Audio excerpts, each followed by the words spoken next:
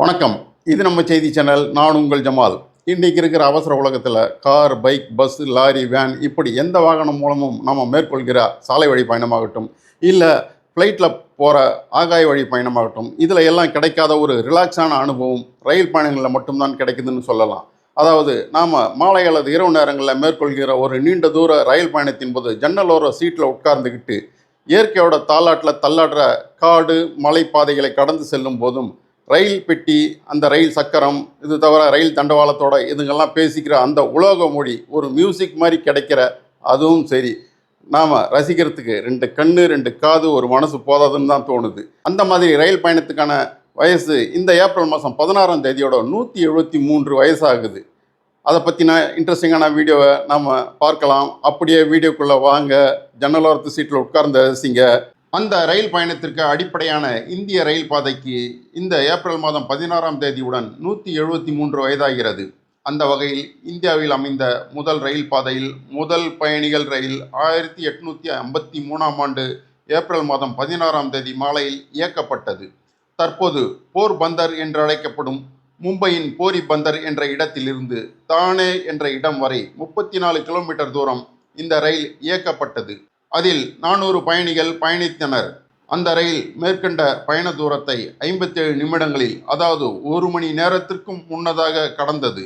இந்த ரயிலை இயக்க சாஹிப், சிந்து மற்றும் சுல்தான் என பெயரிடப்பட்ட 3 இன்ஜின்கள் பயன்படுத்தப்பட்டன என்பது குறிப்பிடத்தக்கது. அதன் பிறகு வடக்கு முதல் கிழக்கு வரையிலும் மேற்கு முதல் தெற்கு வரையிலும் நாடு முழுக்க இந்தியாவை ஒரே நேர்கோட்டில் வரையும் ரயில் பாதைகள் அமைக்கப்பட்டன. 1947இல் இந்தியா சுதந்திரம் பெற்ற பிறகு பல தனியார் ரயில்வே நிறுவனங்கள் ஒருங்கிணைக்கப்பட்டு 1951ஆம் ஆண்டு இந்தியன் ரயில்வே உருவாக்கப்பட்டு அது தேசியமயமாக்கப்பட்டது. இப்படி பிரம்மாண்டமாக வளர்ச்சி அடைந்த இந்தியன் ரயில்வேயின் மொத்த ரயில் பாதை இன்று 70,142 கிலோமீட்டர் தூரத்திற்கு விரிவடைந்துள்ளது. அந்த வகையில் நாடு முழுக்க 7000 ரயில் நிலையங்களுடன் உலகின் 4வது பெரிய ரயில்வே கட்டமைப்பை இந்தியன் ரயில்வே கொண்டுள்ளது. அன்று 400 பயணிகளுடன் தொடங்கிய ரயிலின் பயணம் இன்றைய நிலையில் தினமும் சுமார் 2,50,00,000 பயணிகளுடன் விரைவாகவும் பாதுகாப்பாகவும் இயங்கி வருகிறது. அதிலும் Rajdhani express, Shatabdi express, Vande Bharat express என ரயில்களின் தோற்றமும் வேகமும் நம்மை ஆச்சரியப்பட வைத்து கொண்டிருக்கிறது.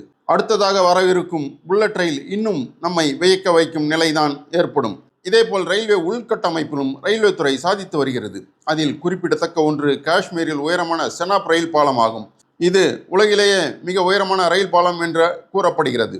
இப்படியாக 1853ஆம் ஆண்டு தொடங்கிய ரயில் பாதை வெறும் பயணத்தை மட்டும் நமக்கு கொடுக்கவில்லை, இந்தியாவின் ஒருமைப்பாட்டை இணைக்கும் இரும்பு சங்கிலியாக இன்றும் நம்மை இனிமையாக, பாதுகாப்பாக, விரைவாக பயணிக்க வைத்து கொண்டு இருக்கிறது என்று சொன்னால் அது மிக இல்லை.